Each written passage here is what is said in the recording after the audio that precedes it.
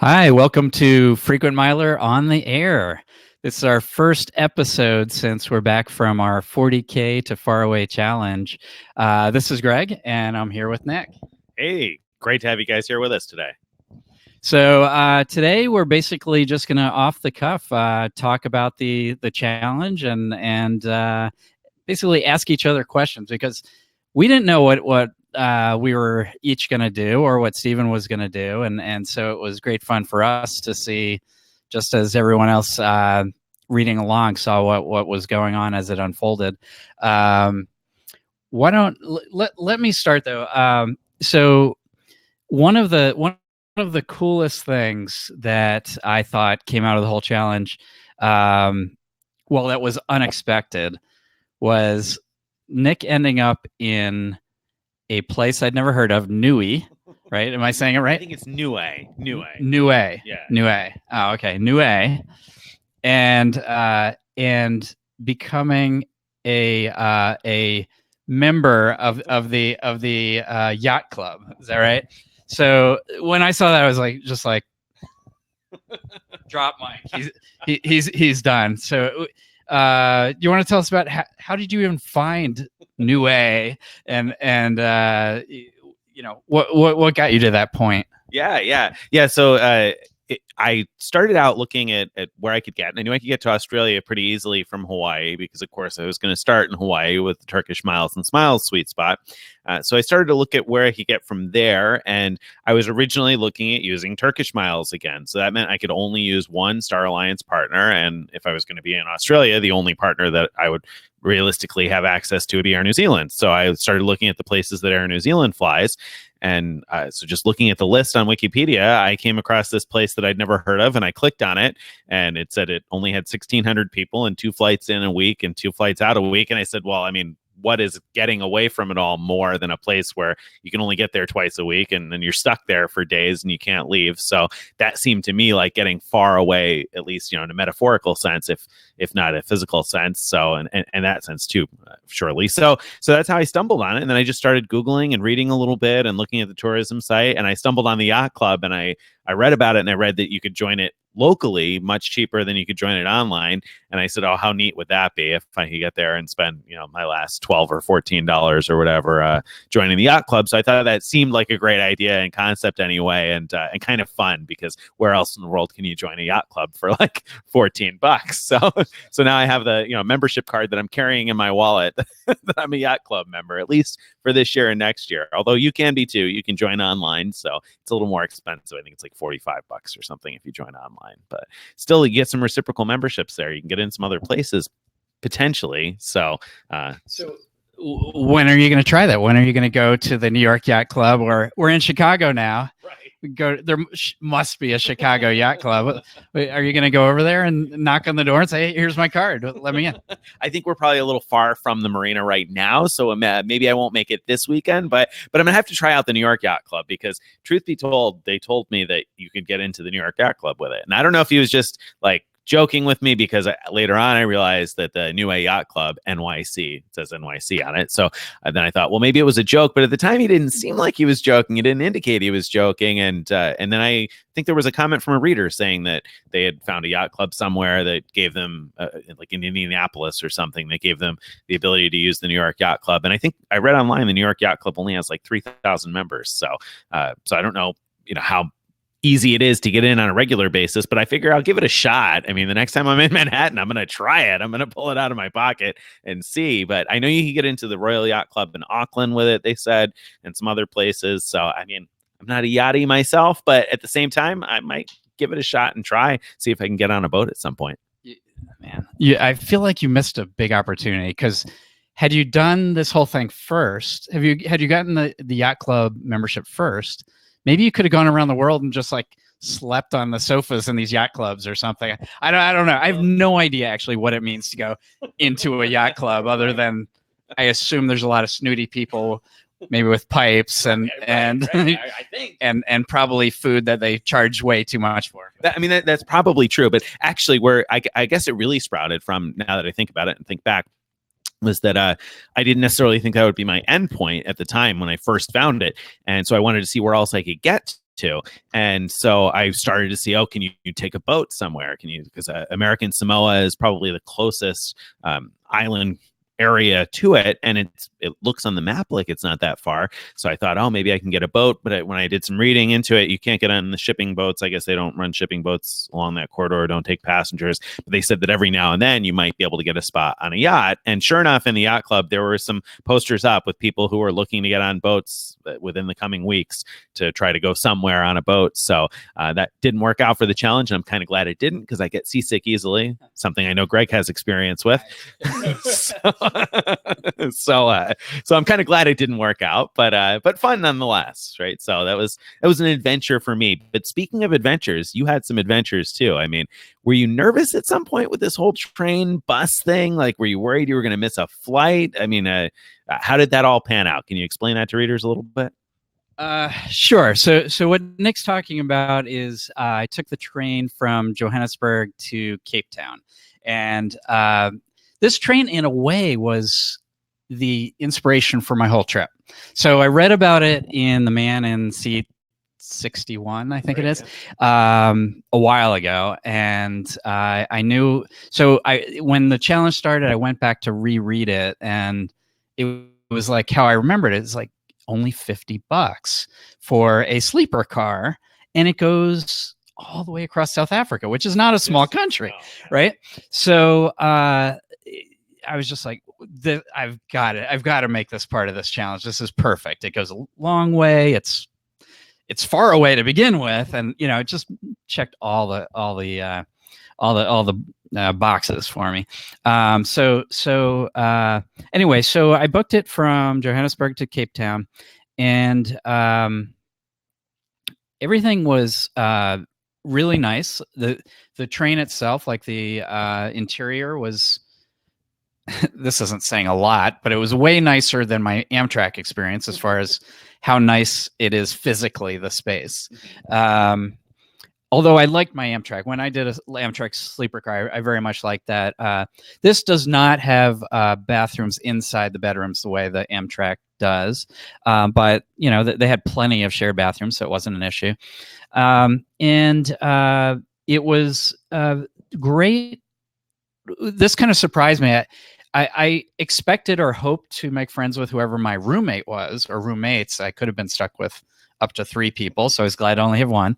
What I didn't expect was to make friends with about half the people that were in sleeper cars. So it was this very collegial atmosphere of people just sort of walking next door to just chat, and so it was really, really unexpectedly nice. Atmosphere in that way, and train ride in that way, but it did stop often and for long periods of time, and I wasn't expecting that. I had read that the train's often late, but it left Johannesburg exactly on time, so I was optimistic. But one guy who had who'd ridden this train before had told me, we'll wake up in the morning in the hills a few hours out from Cape Town, and it'll be beautiful, like in the hills there. I wake up in the morning, we're still at a train station in the desert. There are no hills anywhere. I knew something was off at that point. And then eventually the train manager, he introduced himself as, came around and talked about how the station further up had lost power and they couldn't go through there, and so they were talking about a bus alternative. Eventually they came and put a diesel engine, like they brought a car with a diesel engine on it to pull the train, so we didn't need the electrical power. So supposedly everything was good, but then they tested the brakes and the brakes weren't working. So then it was a question for us. They said, once we get to the next station, we'll have buses. You can take a bus and get to Cape Town in X number of hours. And the way it works out, we were supposed to be in Cape Town 3:30 p.m. they were saying if you take the bus, by now it was like about 2:30 p.m. So they said if you take the bus, you could probably get there by 8 p.m. Let's say they said, but if you take the train, it could be 2 a.m. And so I didn't have a flight out from Cape Town till late the next day, so I wasn't worried at any point about catching my next flight. But I was worried about. I was looking forward to doing things in Cape Town, right? So it was a hard decision because, as I said, being on the train was great. I enjoyed every minute of that. So it was a really hard decision to say, I'm going to get off and take the bus. There was a minute when it came time to take the bus. This is something I didn't put in my movie. So there were supposed to be two buses. One an express bus that went all the way to Cape Town. The other one that would stop at each station that people needed to go to. One of those two buses had broken down on the way. So there was only one bus. They told us it would only have one stop on the way to Cape Town. They lied. But so anyway, I got on that one bus. It stopped quite a few times. And at one point, the part of the roof fell off. So we're riding along and hear this big bang, but the bus driver kept going until people in the back of the bus started yelling, and so they slow down and they're like, what? And then they pull over, and if you watch the little movie I made, it's on YouTube. If you search for Frequent Miler, there's a video showing the driver and a security guard were like carrying this big piece of the bus back, and then they tried to shove it like into the baggage compartment under the bus. It wouldn't fit. Then they tried to get it on the bus, like through where the passenger. No, like through the passenger door. That didn't even come close to her. I don't even know what they were thinking there. So then finally, they must have called someone because a emergency medical aid, not even a van, like an SUV, pulled up in front of the bus and picked up this piece of bus, put it on top of their SUV thingy. Wow. And started strapping it down with this big roll of tape. So they're just taping it down to the SUV duct thing. Tape fixes everything, right? You're right. Duct tape fixes everything. Meanwhile, so this is like emergency medical people strapping part of a bus to their car. And meanwhile, someone in the back of the bus, there's all this screaming in the back of the bus. We're like, what's going on? Someone was puking their guts out in the back of the bus. Pleasant. And the bus driver and security guard are trying to help that person while the medical person is strapping the piece of the bus to their car. So it was all like too preposterous to, believe, but it was real. But then, then we eventually we rolled into Cape Town about 8:30 p.m. So even though there were a lot of stops, it wasn't that far off from, actually, no, that's not true. It was 9:30 p.m. So it was quite a bit off from what they had told us, actually, now that I think about it. But still, I heard later from one of the families that stayed on the train, and they said that the last 100 miles or so, the brakes locked up. And so they were smoking, and that when they came into the station, it was not only smoking but on fire, and so they had that to deal with. And to make it worse, so the on the train they were given free food to make up for how late they were. Apparently, they all got food poisoning. So I felt so bad for them. They got in about 2:30 a.m. And with food poisoning. I was very lucky. I made the right choice, obviously, with the bus, despite the bus falling apart. Clearly, yeah, that's pretty consistent with my experience driving in South Africa too. Yeah. I remember just coming across places where traffic was backed up for what seemed like forever, and no indication why. Apparently, something was broken down somewhere, and everybody was just stuck and out of their cars and hanging out. And I remember I asked somebody, "What's going on?" And the guy looked at me and he said, this is Africa. And I was like, oh, okay, I will just wait, I guess. So yeah, you get delayed and you don't know what's going to happen. So you got to plan a little bit of buffer time in advance for the transportation, I suppose there. Speaking of planning, by the way, one of the things that really amazed me was the way you planned out couch surfing. and incorporated that in the trip, in the journey. And my wife and I had some experience with couch surfing about 10 years ago. We couch surfed and stayed with some people. We hosted some people, but it's been a long time since we did it. And actually, we were talking about it when you were doing it. And my wife asked me, she said, what kind of a message did he send? Because I felt like we sent like 30,000 messages and often didn't get a response at all. And this was, I told her, well, we were in Europe, so perhaps there were more people messaging, but we often had trouble getting a response from a host. So did you have that experience? How easy was it for you to find people to connect with, and how did you connect with them and approach that? Yeah. I absolutely found that in Madrid. I sent so many messages out. If people responded at all, I mean, some people were very nice, saying I'm not in town that weekend, but most people just didn't respond at all. But Dakar, Senegal, I had several people accept my request, and it's probably because they get very few there, whereas in Europe, it's such a popular place. Everybody, wants to go, and it's popular with students who don't have any money. So they're probably bombarding them with requests, right? So here I am, someone with zero references, saying, hey, can I stay for, just one night? That was an issue too. So there were a number of hosts that said, don't even bother me unless you're staying for 2 or more nights. I think they're doing it to try to make friends, and, they're not seeing it happening if you're just going to be showing up and sleeping and leaving, right? So anyway, that was a challenge. And so I went into Madrid not having an idea where I was going to sleep that night. No one had accepted my requests. I thought I had posted a request on their last minute Madrid boards before I left.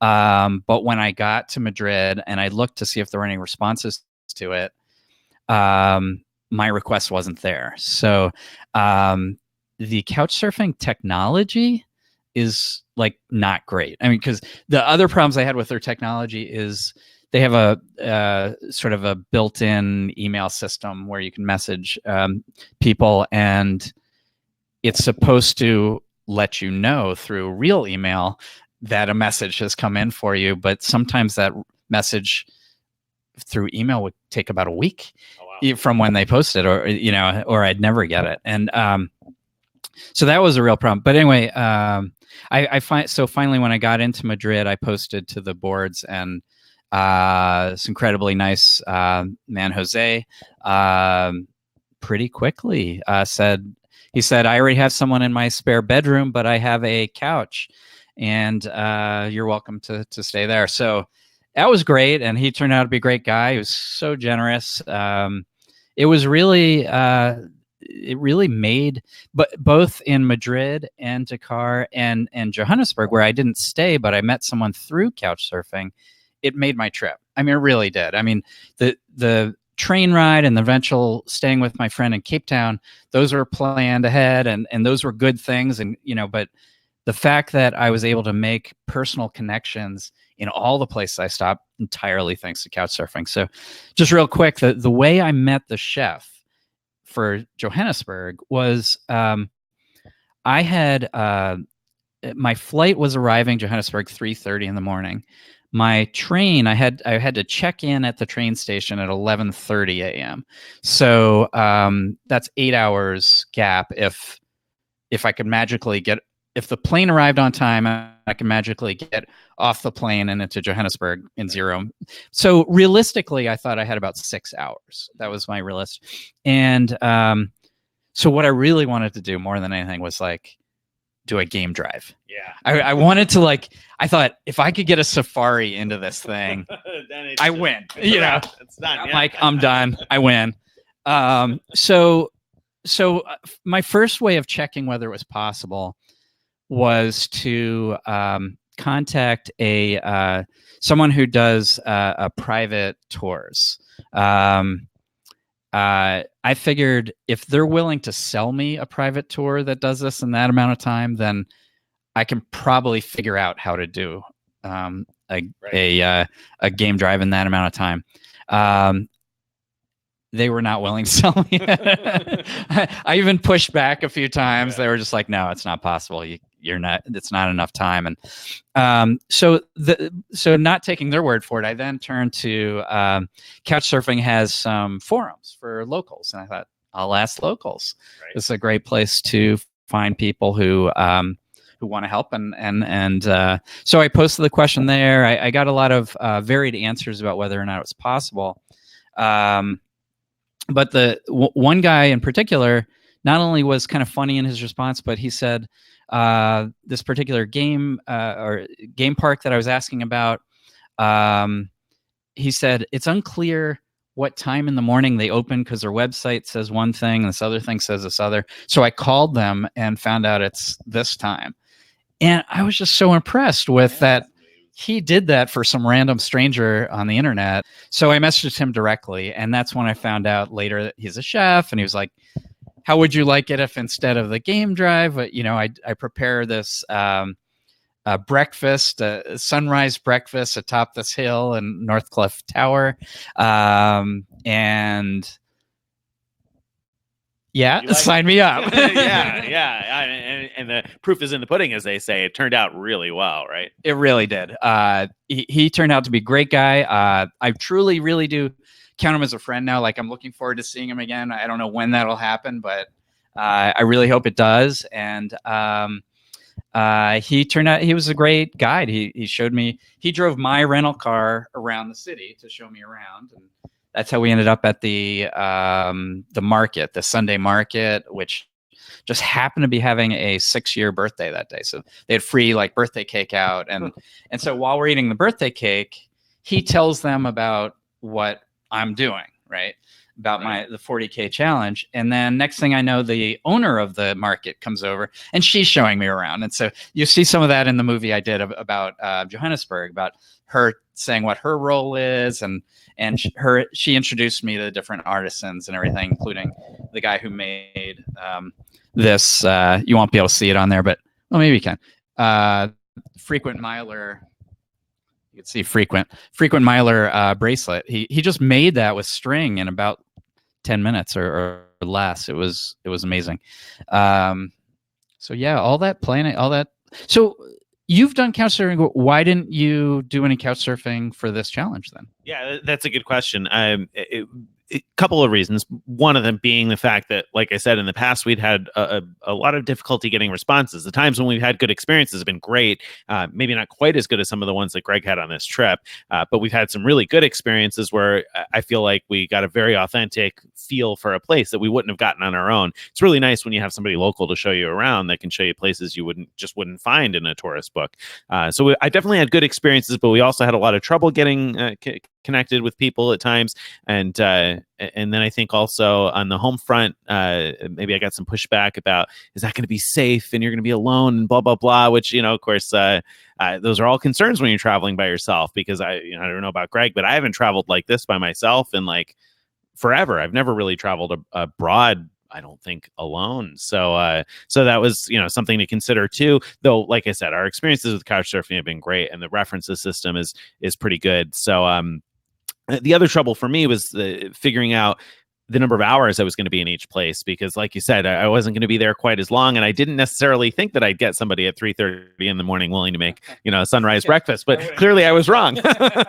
Clearly I was wrong. So I should have tried harder because that would have been useful. And instead, I went to places like TripAdvisor for advice from people, and I found the community to be less helpful and welcoming than what you might find via couchsurfing, I think. And that's, I think it's a really important learning piece from this challenge that I've heard before. I've heard people say that if you want to travel like a local, then you need to like go where the locals are, so to speak, and look for where the locals find information. And, do you look for a restaurant on TripAdvisor in your neighborhood? Probably not. So not to knock TripAdvisor, but there are lots of other resources. There's Reddit, there's Couchsurfing, there's, different sorts of local platforms. And so I think that incorporating that would have been smarter. So I'll definitely say it's a regret of mine that I didn't lean on couchsurfing, especially after I saw how well it worked out for Greg.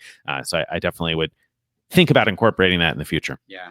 All right. Now let me ask you the about the elephant in the room, right? So I think most people thought you had the contest locked up when they saw you in Niue. Right. But then we find out that you went over budget, and not just by a little bit, by hundreds of dollars over budget. So, I mean, I think everybody who was rooting for you was disappointed, but I know nobody was as disappointed as you were yourself. So let me ask you something that a reader asked this. When you knew that your plan to stay under budget wasn't going to work, why didn't you change your plans to, I mean, because as you said in your sort of follow-up post, you got as far as Brisbane, and still had what, 15,000 points, roughly. You could have gone pretty darn far with just that. So just why not? Yeah. It's a great question. Because I waited to buy the gift cards. The Visa gift cards I assumed would be there, and so I assumed that I would have that option. And I looked at booking other things, and I booked other stuff that was all flexible, the capsule hotel and things like that, intending to see how it all worked out with getting the gift cards and whatnot. And then I waited until about 3 weeks before the trip to buy the gift cards, and I logged on, and of course they weren't in stock. And I was like, oh my goodness, where are they? And so then I started looking day after day and hoping that maybe these are going to magically come back in stock, because that was my plan to stay under budget. And when they didn't, then I knew I was in trouble. So I knew I was over on the flights. And so at that point, I felt like too late to make that big of a change in the itinerary and to cancel it all. Not only because I had booked the trip myself, but of course then I had also already booked my family to come and meet me. So they were all planning to meet me in Auckland. So I had already had multiple award seats booked, both to Auckland and for the way back home. So I really dug myself a big hole. It's really what it comes down to. I should have jumped on that deal right away. That was obviously a huge mistake, not buying those Visa gift cards right away. Because had I would have been very tight up against the budget if I cut out just a couple of those things. Once I realized I was going to be over the budget, I figured that it wasn't worth cutting out the like, for example, the capsule hotel in Tokyo, or it wasn't worth cutting out the capsule hotel in Christchurch, because I felt like those were worthwhile experiences to learn what they were like, to be able to write about them. And at that point, like I said, I knew I had screwed it up already, and that was unfortunate. I was, believe me, I was disappointed in myself for having waited so long. I don't know why I dragged my feet on buying those gift cards if I thought that was going to be a key component of the strategy, and I obviously did. So yeah, that was a mistake. And in hindsight, I can certainly see where the readers were coming from on that, in terms of, yes, I could have gotten farther with, even if I had just cashed that out as $160, I could have gotten pretty far with that within Australia, because I had looked at flying to Perth. Truthfully, when I first started the strategy, what I wanted to do was get to Perth, just because that was the geographical farthest point, and then say, okay, and I'm not done, and move on from there. But getting to Perth was expensive. It was difficult in terms of finding, well, it wasn't necessarily expensive to get to Perth, but then getting from Perth back across Australia was expensive. So I wasn't able to put that together. I wasn't able to put that together with an award ticket to Niue. So I definitely regret that in hindsight. I wish I could go back and change that. But like I said, once I had gotten to that point, I figured it wasn't worth cutting it off, because I wasn't going to get myself back under budget. The points were already spent, and the plans were already set. So definitely a lesson learned for me in that one. And I certainly was disappointed in it, and understand readers' disappointment too. And then I wrote the post explaining that I got to Brisbane on the 23.5 and $400, which certainly doesn't quite fit the spirit of the competition in some regards. But on the flip side, I thought it certainly also did show that you could get really far on a limited budget, which is what the whole goal of the competition was in the first place, was to show that you could get really far on a limited number of points and a limited amount of money. I also felt like I pigeonholed myself a little bit in the beginning with the flight to Hawaii, because I felt like I had to book that once I found it, right? So I had to start there. But a mistake I made was thinking that I had to go west from there, because in hindsight, I think well, there are lots of options, but one thing that I wish I had considered, and I don't think it ever crossed my mind to do this, was to fly all the way back and then go somewhere else. Like at the time, I could have used Etihad to fly Royal Air Maroc for 22,000 points in economy class anywhere they flew. Nowadays, they charge by segment, but at the time, I could have gone all the way to Hawaii and back, and then flown somewhere in Africa or the Middle East for another 22,000 and still been well under budget. So there's certainly a lot of ways that I think about now that I could have done it. And once I had the flight to Niue booked, it felt like I was sucked into that piece of the itinerary and couldn't get myself out of it. And then once the budget was broken, that was a mistake there. Yeah. That's I'm so sorry that happened because you had so many winning components. Now the other thing though, you had a the very beginning of the actual trip. You had a near failure catching your connecting flight in Chicago, right? So you had to run for it. Literally got off the plane. I got onto the jet bridge with 13 minutes before the boarding door was closing on the flight to Hawaii. I had to sprint through the airport. So, and so, when I read that, I thought, okay, good. He got his one disaster like out of the way. But then it seems like almost everything that happened after that, there was like one problem after another. Do you want to, like, is that normal for you?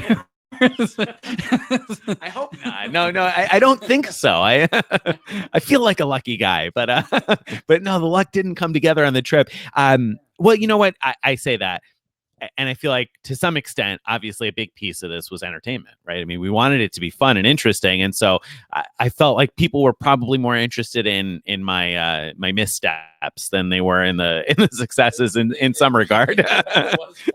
So that probably got highlighted, and in hindsight, perhaps it got highlighted too much in comparison to the parts that were good, because I did also have a lot of fun. I really enjoyed it. This was a blast. But yeah, it was one thing after another. So I got into Hawaii late, then the flight got delayed, and so I got there later than planned, and then the bus was delayed, and then my connecting bus was delayed, and so I didn't get to the hike in time. Had my flight landed on time and I got the bus that I intended to get, I would have gotten there with like 3 hours before sunset, and instead I got there with like 30 minutes before sunset. So I hiked up as quickly as I could. I also discovered that hiking with a backpack that's like 25 pounds is not as easy as it looks. I know people do it. I know that there's hikers out there that are looking at me and saying, you wuss, you should be able to do this. But I'm telling you, I was having trouble, especially on the way back down. Like, because it started to get wet, started to rain a little bit. The rocks were getting wet, and so I was slipping. And then, of course, the backpack is like, pulling me in different directions. Oh, wow. And a couple of people actually that were hiking made comments that I think were not meant to be friendly comments about, well, if you weren't carrying that huge backpack, which, I mean, I understand it probably looked ridiculous to an outsider because it was pretty full. But so I didn't quite make it as high as I had hoped on that, but it did still get a great view. It was beautiful. And I stayed up there for a bit and got to enjoy the view of the rain in the distance. I just hadn't hoped that it would move towards me quite so fast. And then Honolulu, of course, ended up that evening not quite the way I expected either, since I intended to just stay up and work in the lobby of the Hyatt place. And man, I just couldn't keep my eyes peeled that night. I think I didn't properly anticipate how tired I would be after a full day of travel, which I perhaps should have known, so I was exhausted, having trouble staying awake, and so I figured, okay, well, I'll take the bus and just get back to the airport. And of course, that didn't work out. If you were following along, I fell asleep on the bus and woke up, with some questionable bus mates. Although I say that it felt questionable, but at the same time, nobody robbed me, so I felt like I got out of there okay, because I fell asleep with my bag on my right, like on the aisle side of me, and nobody took it or dug into it. So thank goodness for that. But then I got to the transit center and it was a little questionable. I went into the bathroom and somebody ran in kind of yelling, and then they went into a stall and it sounded like they were throwing up or something or other, crying. I didn't know exactly what was happening. I came outside. It was a little questionable. So I took the Uber there that I might not have taken again if I were under budget. But since I wasn't, I figured the extra $8 probably was a better choice than hanging around. So there were a couple of missteps, but then there were some awesome parts too. I really enjoyed Narita-san Park in Tokyo. That was a lot of fun. It was quiet. I think one of the things I enjoyed the most about the trip actually was how quiet it was. So very much in contrast to Greg's trip. Greg had a very like socially outgoing trip, which typically I think would be more my style, what I would expect more my style. I had a very quiet trip. I talked to almost nobody for the first few days because my seatmate on the airplane to Japan, I don't think spoke English. It didn't seem that way. I tried to strike up conversation once or twice. And then in Japan, I went to the park, which was very quiet. The capsule hotel was silent. So I had a very, very quiet couple of days there, but I kind of enjoyed that. It was kind of nice stepping back and enjoying the peace and solitude a little bit. So different than what I expected, but fun. Good. Yeah. So what about you? Was there something that surprised you about the trip that stood out as like, I didn't expect this to happen this way? Of course, obviously the train and the bus, you didn't expect those things, but was there something else that was kind of like a bigger theme from the trip that surprised you or stuck out? Boy, I'm trying to. I mean, it's sort of a surprise how well things went. I mean, especially since I went into Madrid not knowing where I was going to sleep, so I was very worried about that. So and a lot of things just turned out way better than expected. So that whole day turned out better than expected, thanks to Jose. And in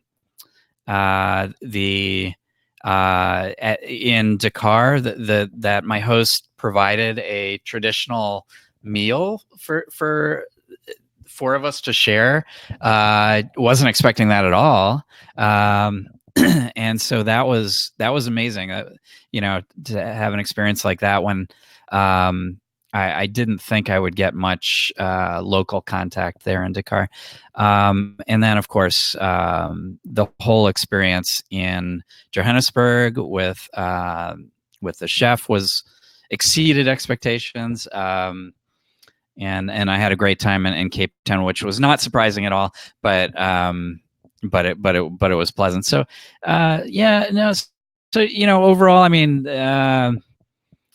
first day was harder than I expected. It was more. So everything I did the first day, except for my brief stop at the Library of Congress, was all as like preparation for the start of the trip in a way, right? Like I had to get to New York, I had to get to JFK, but first I had to take 2 United flights somehow. And what I really wanted was a way to fly from DC to somewhere like roughly in the direction of New York and then end up in New York, those 2 flights.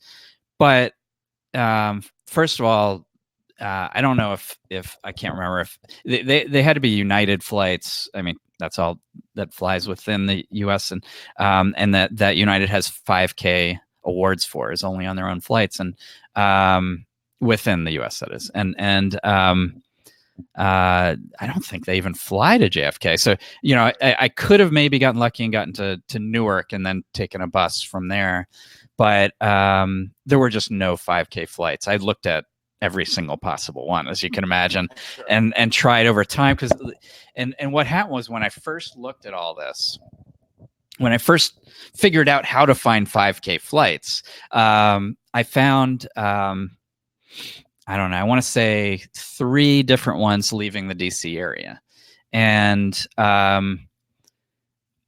one was a 6K flight, but it went to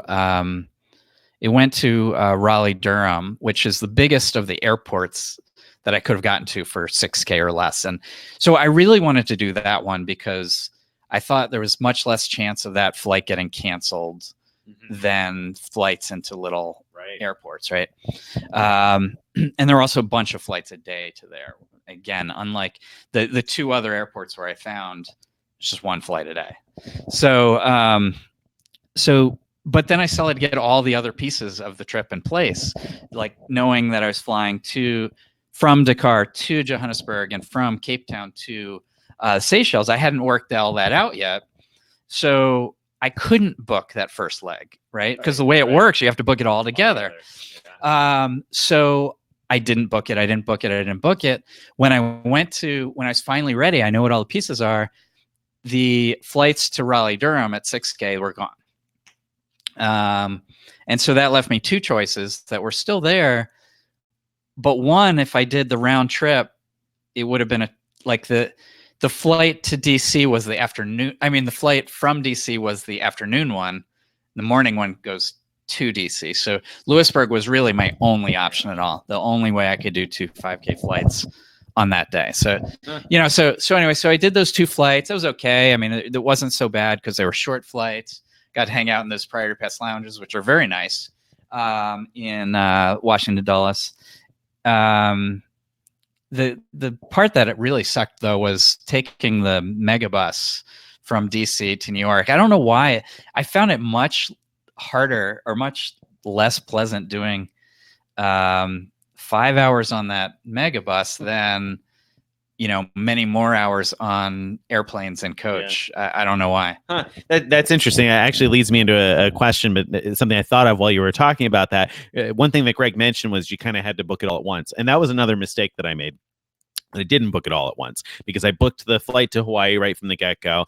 And my original plan when I discovered the flights to Niue was I booked the flights to Niue from Brisbane because I had seen some cheap tickets between Honolulu and Brisbane on Jetstar. But I wanted to kind of track the prices and see if I could get it a little bit better. So I watched the prices as they went up and up and up and up and up. Whoops, and never went back down. And so that was a big problem because I initially intended to fly from Honolulu to Australia, whether it was be Sydney or Melbourne or Brisbane, because I figured I could get a cheap flight within Australia. But unfortunately, those just kept going up. And so I didn't book them all together. And then that kind of pigeonholed me into trying to figure out another way to get to Australia since I had the front and back end booked. So definitely, if you're trying to book a trip like this, you want to book the whole thing at once. But now that said, when Greg mentioned, when you just said that the bus was more unpleasant than the flights, that was something I wanted to ask as you were talking about it.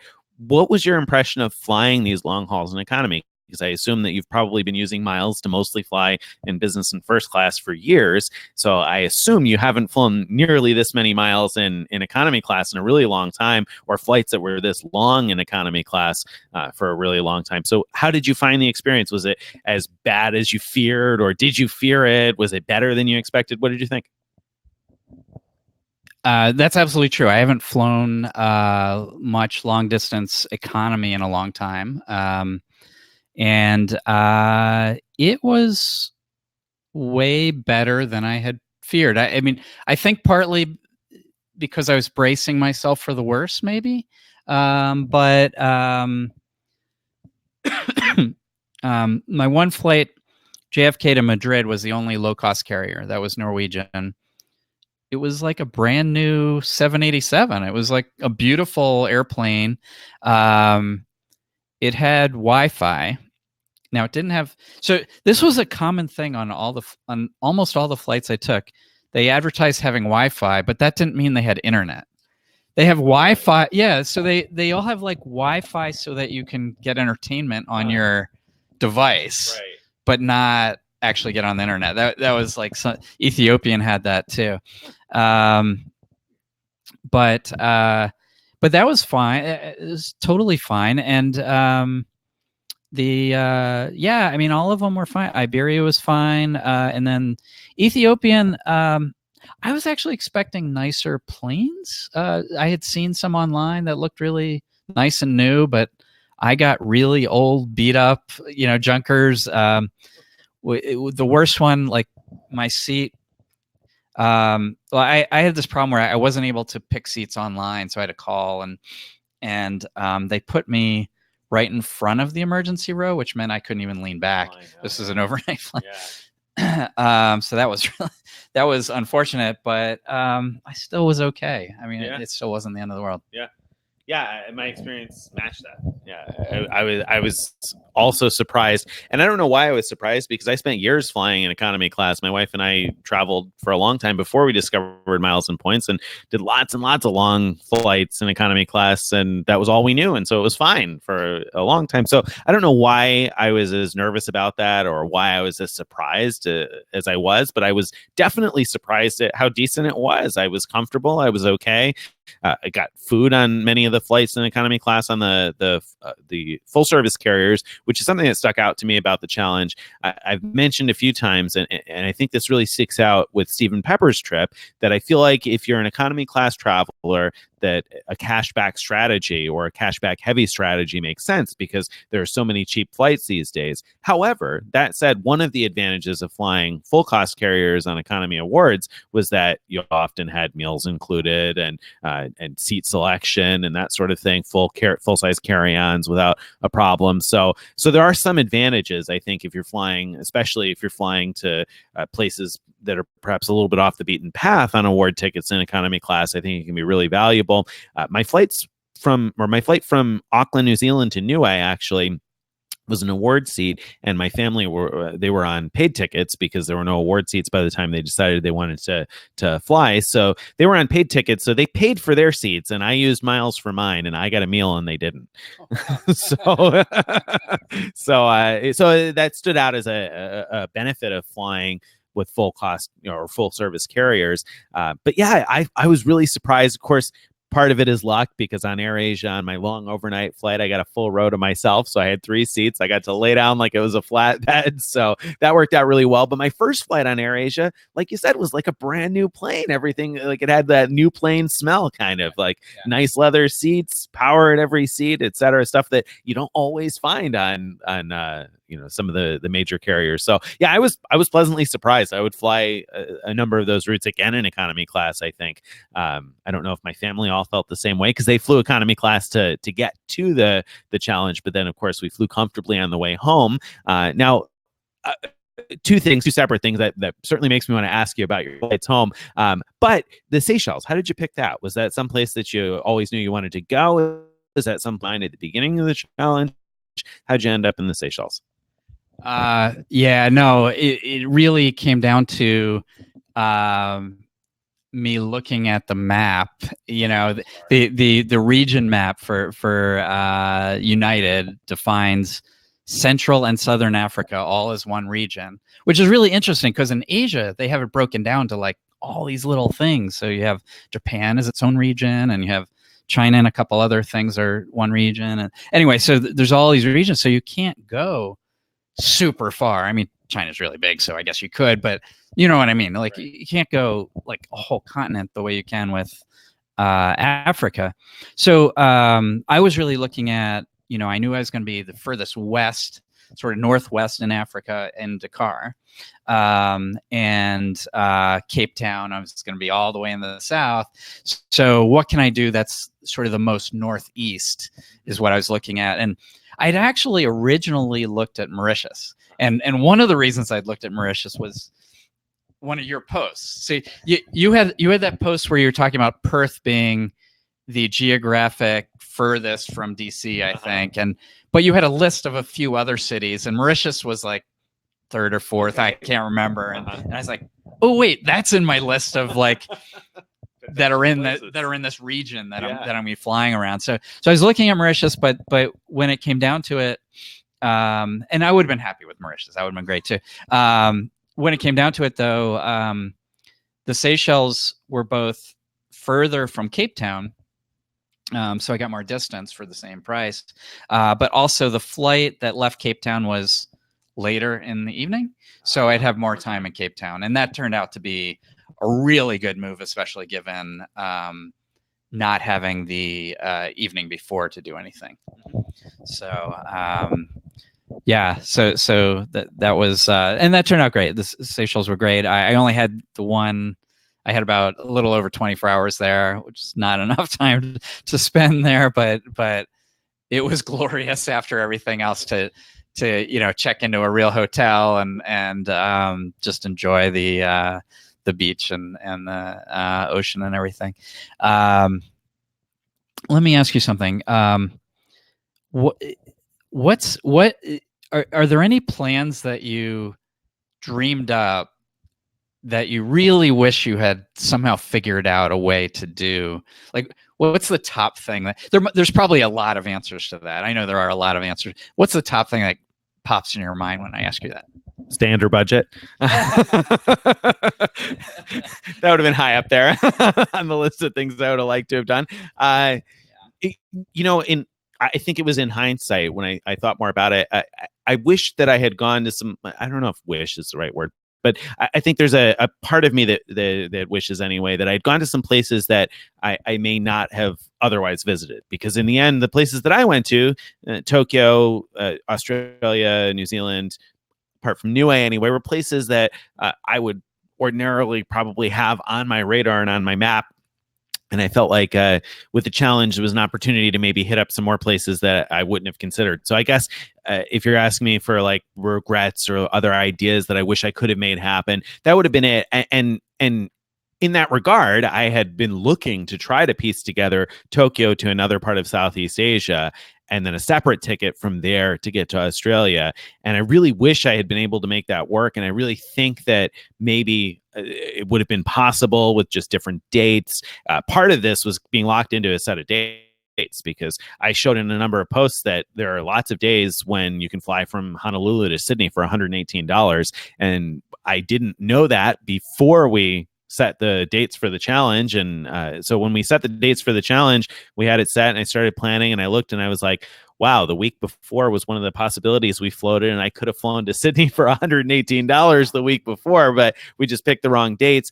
So that also came into play, in that I could have flown to more places if I had been able to be flexible with dates, which is something that's not a revelation when it comes to award travel and travel in general. More flexibility means you have more options. So I think that I wish I could have gotten someplace else in Southeast Asia. I've never been to Cambodia. I've always been interested in getting there. There's a number of different smaller countries there. So I wish I had been able to do that. Or then I wish I had been able to get another continent in, because I getting as many continents as you can on such a small budget, I think, is something that was kind of an interesting challenge that I don't think any of us necessarily took up, in the sense of trying to see how many continents we could get to. We were all trying to get far and build up a trip, but I think in hindsight, it would have been fun to see how many I could have physically gotten to. Because at some point, Greg said, well, can you get all the way around the world on 40,000 points? And we don't think you can, right? We don't think you can. Not with miles, but maybe with cash. Yeah.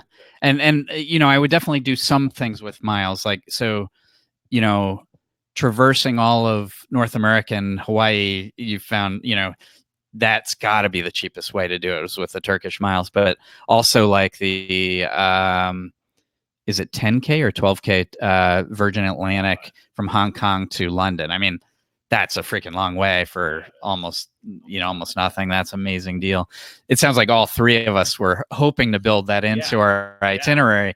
I tried so hard to, I still wanted to do the Africa thing. I tried so hard to start by going the other way, going to Hong Kong, fly to London, and then somehow get to Africa, and then do the whole thing. And it just busted my budget every which way I looked at it. So right. Yeah. So I regret that a little bit. A couple of little plans that I'd hoped to do that I didn't get in. One is there were super cheap flights to what I'm calling Northern Africa, but really the northern part of the Central and Southern Africa region, right?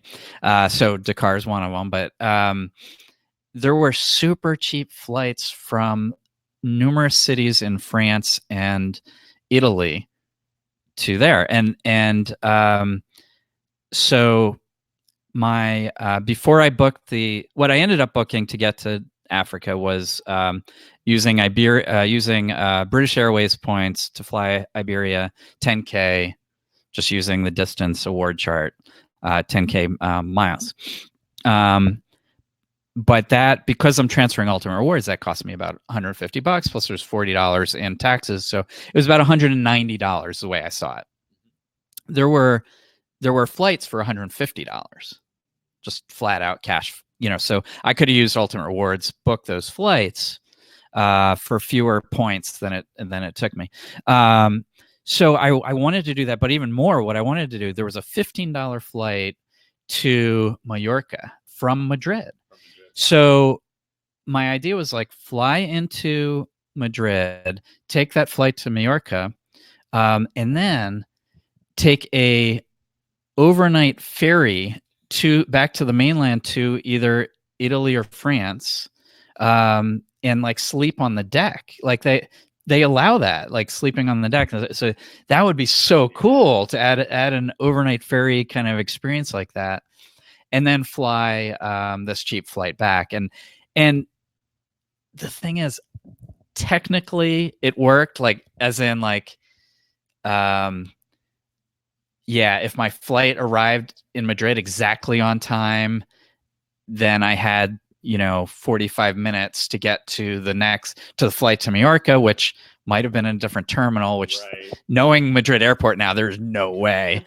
But if it was the same terminal, maybe. And then it was bad on the other side too. So you get to Mallorca and there's not much time to do stuff before you get on the ferry. And then in the morning, having to catch a flight to get to Africa would have been a problem. But boy, I really wanted to do that. It just sounded awesome. Yeah, it does sound awesome. That's, I think that that's an interesting piece of it too, that there was no requirement for us to try to build in additional modes of transport, but wasn't it fun thinking about some of the different modes of transport you could get? I was pretty disappointed when I wasn't able to enter Bangkok because I really wanted to get a tuk-tuk in, and I rented the bicycle and I tried to get on a ferry, but Stephen Pepper really went above and beyond when it comes to modes of transport. He found like every kind of mode of transport. He even threw a Segway in there. So, but that was, I think, something kind of fun and interesting that just came along with the excitement about traveling and trying these different things, right? That you could throw in these different modes of transport that really didn't necessarily have something directly to do with miles and points, but it kind of felt like you should do that, right?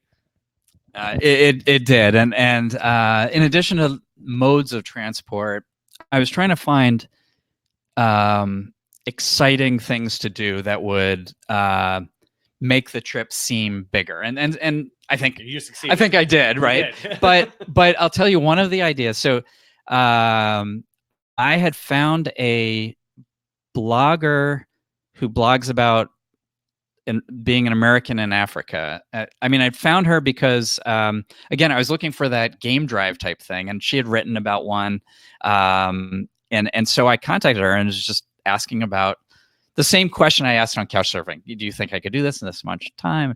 I told her about the contest, and she came back with, hey, I've got an idea, or maybe it was her boyfriend's idea, I forget. But she said, there's this building in Johannesburg that it used to be like this very dangerous, like poverty, you just didn't want to be there, but it's gotten all cleaned up, and it's become like a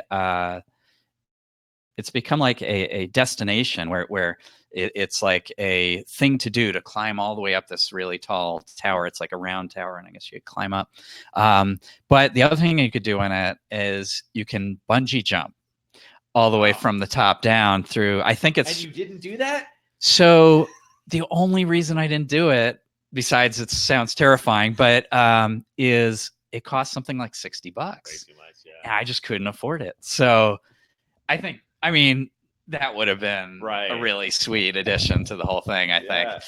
And I think I was just going to ask you before you got into that story, I was going to ask you, what were some things that you found that looked really awesome, but you were like, oh, that just won't fit in the budget? Because I know we probably all ran into some of those things that we were like, oh, wow, that would be awesome to do, but can't do it on this one because of the budget. So were there any other things like that you ran into that come to mind where you were like, wow, that looks like it'd be something really interesting to do, something nice to write about, something people would enjoy, but just... Yeah, I don't know. That's the main one that comes to mind right now. Yeah.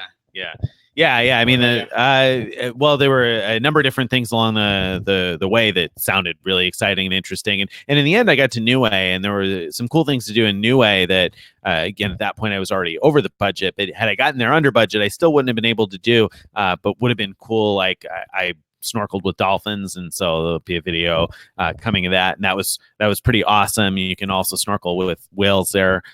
quite often, and that seems neat too. Then in Nelson, New Zealand, where I rented the bicycle, really the thing to do if you go to Nelson is to go to this Abel Tasman National Park that looks gorgeous, but it was too far away to be able to do it within the 8 hours of my layover without a car. I would have had to rent a car, and a car would have been too expensive, so I couldn't do that.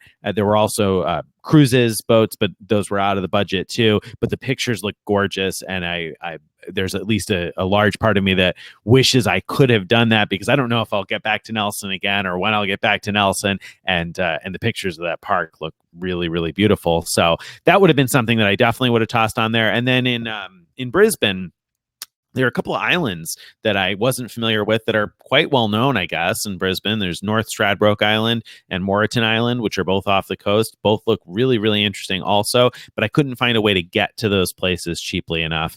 So that was another issue. If I got there, then there was stuff to walk around and see and do, but getting from the airport to either of those places was just going to be too expensive. So I couldn't make those happen. So I had to keep it somewhat closer to the airport, and I intended to originally walk to Eat Street, but then I thought I had it all wrapped up to go for free, and found out, unfortunately, that I couldn't download the app and do that after all. So that was a disappointment for me there. But yeah, those were a couple things that came to mind for me anyway. I'd love to hear about the things Stephen Pepper too ran across that didn't fit in the budget, because he had so much of it left still when he got back to the United States. So he had a ways to go yet. Yeah. One of the things that impresses me, or maybe surprises me, about his trip is, I think he slept in airports 3 times, I think he said. Yeah. Yet he ended like under budget, and he could have easily like not done some of the things at the end that were discretionary. Anyway, I wouldn't have made that choice. Like, I would have paid the money to stay in a hostel or something, instead of, but I guess he doesn't. It seems like he doesn't mind. No, he seemed totally comfortable with it, much more comfortable than I would have been, because I know it felt like it was a weekend, and my wife messaged me and she said, like, has Stephen Pepper stayed in a bed yet? and I was like, I don't know, he's committed, because I knew I was going to need a bed at some point, so I had to find one somewhere. It was going to be a hostel or something, and there were hostel on the way, and there was definitely part of me that night in Honolulu that was regretting not having spent the $15 it was, I think, on a hostel. And I actually walked past the hostels that I had looking at cheap places to stay in Honolulu, and I walked past them at like 2 a.m, and I thought to myself, my goodness, maybe I should have booked one of those after all, because having a bed was really nice. That first night in the bed was great. So for you, the first night in the bed was, so you spent the first night on the airplane, right? So it was then the second night. The second night, yeah. So we both ended up finding a more comfortable place to sleep relatively early in. But yeah, Stephen was committed to doing what it took to use his modes of transport also to his advantage, as places to sleep. Because I think it was almost a week before he got that hostel bed, right? I mean, it had to have been like, it seemed that way. Forever, yeah. It seemed that way. I was just like watching, like following along. I can't even like believe what he's suffering through for this challenge, but good for him. Now those trolls, those giant trolls, that is super cool. So that's something that I definitely want to do, and apparently we could do near here. He said somewhere near Chicago, and I thought this was such a little thing, but I thought it was really cool. It was actually a lot like your idea of what you were trying to do with the Uber like car service, but where he got the spin scooter in DC using a promo code, so he was able to ride across to wherever he needed to be for free. So I don't know. I thought that was a cool little story there, and I had tried periodically to look for things like that, like look for Groupons or whatever to help me along. I never found anything that was helpful. Yeah, no, I didn't either. And those like Lime scooters and things like that, it certainly would have been an option. I've used those before in other places where maybe you could have used that to your advantage one way or another. And I think had I planned to stop somewhere else within the United States, I definitely would have incorporated that the idea of the Bird or Lime, or I don't know, those different scooter programs that we don't have where I live, but exist in a lot of different cities, certainly would be useful. And then new rider promotions for things like Uber-like services were certainly something that I just didn't work out well for me in this trip, but probably would for most people if you're able to plan it in advance. And I think in my case, what didn't work out with that ride service I mentioned, DD, I don't know how they pronounce it, probably would have worked with a local SIM card. It was just, I think, using the Google Fi SIM card that made that not work for me. So, but yeah, I mean, I think that this competition opened up some pretty interesting discoveries. So I think we found some pretty neat stuff. Hopefully you guys enjoyed some of the stuff that we came across. I know I enjoyed seeing how these guys used some of the different sweet spots, the excursionist perk, couch surfing, and the way that Steven was able to maximize money were all, I think, really interesting pieces of the challenge. I think we approached the problem from pretty different perspectives too. So I think that made it kind of neat.